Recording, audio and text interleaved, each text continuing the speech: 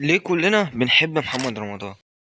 محمد رمضان نجم ذكي جدا، وده بسبب اختفائه في رمضان 2024، ومحمد رمضان برضه هيختفي في رمضان 2025.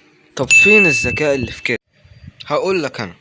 محمد رمضان مش هيعمل مسلسلات في 2025 بسبب انه ساب المسلسلات القديمة تطلع ترند تاني، واولهم مسلسل الاسطورة اللي هو بالفعل طلع ترند. محمد رمضان بدأ بدايته في مسرح المدرسة مع المخرج بتاع المدرسة، بعد كده طلب من المخرج بتاع المدرسة انه يوديه المكان اللي فيه المخرجين والمنتجين. راح المخرج بتاع المدرسة وصف له قال له في وسط البلد.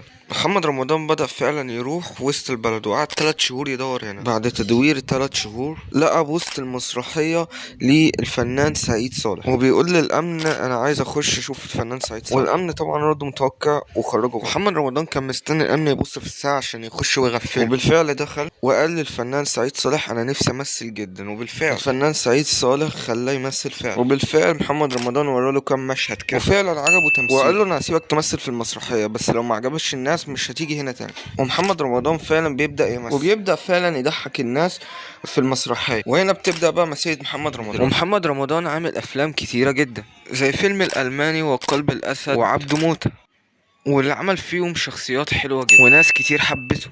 ومن هنا تبدأ مسيرة محمد رمضان، وكان مبدأ محمد رمضان وهو الثقة بالله نجاح، وكان لما جيت ادور ورا محمد رمضان لقيته عمل 7 مسلسلات، وهم ابن حلال والأسطورة ونسر الصعيد وزلزال والبرنس وموسى واللي محدش سمع عنه حاجة، والمشوار واللي برضه محدش سمع عنه حاجة، وجعفر العمدة اللي كسر الدنيا. لو جيت تشوف أعمال محمد رمضان هتلاقيها أغلبها مع المخرج محمد سامي، وده اللي بيخلي مسلسلات محمد رمضان تضرب، وده لان محمد سامي شاطر جدا، وبالذات في الحته لما المسلسل يجي يخلص بتبقى عايز تركب آلة الزمن عشان توصلك اليوم التاني عشان تشوف ايه اللي هيحصل. العلاقه ما بين محمد سامي ومحمد رمضان علاقه غريبه جدا. محمد سامي يعمل مسلسل لمحمد رمضان يطلع ترند ويكسر الدنيا حرفيا، محمد رمضان يسيب محمد سامي ويروح يعمل مسلسل مع مخرج تاني والمسلسل ما ينجحش قوي ومحمد رمضان ينزل من على الترند، محمد رمضان يلجأ لمحمد سامي عشان يطلع ترند تاني. بالفعل محمد سامي يبدأ يعمل مسلسل البرنس ويكسر الدنيا ومحمد رمضان يطلع ترند مرة تانية، وهي دي العلاقة ما بين محمد سامي ومحمد رمضان.